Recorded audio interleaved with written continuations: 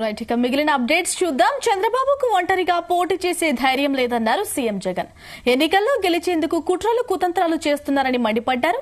వచ్చే ఎన్నికలు అబద్దానికి నిజానికి మధ్య జరుగుతున్నాయన్నారు. విశాఖ జిల్లా భీమిలిలో వైసీపీ ఎన్నికల శంఖారావ సభలో సీఎం జగన్ పాల్గొన్నారు. 4.5 ఏళ్లలో ప్రతి పేదవాడికి సంక్షేమ పథకాలు ఇచ్చామన్నారు సీఎం. మేనిఫెస్టోలో చెప్పిన ప్రతి మాటను నిలబెట్టుకున్నామని తెలిపారు.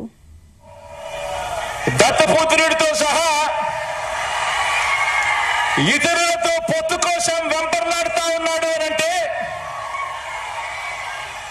దాని అర్థం ఏమిటో ఆలోచన చేయమని అడుగుతా ఉన్నా.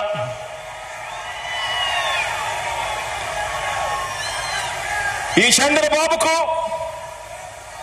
తాను ఫలానా మంచి పని చేశానని గాని, తాను ఫలానా మంచి స్కీమును తెచ్చానని గాని చెప్పలేక మళ్ళీ కొత్త వాగ్దానాలతో గారడీ చేయాలని చూస్తున్నాడు అని అంటే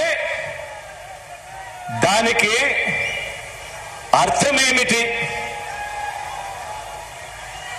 దానికి అర్థమేమిటో తెలుసా? దానికి అర్థం ప్రజల్లో వారు లేరు అని. దానికి అర్థం వాళ్ళు ప్రజల్లో లేరని, చివరికి 2019లో వచ్చినన్ని ఆ 23 స్థానాలు కూడా వాళ్లకు రావని,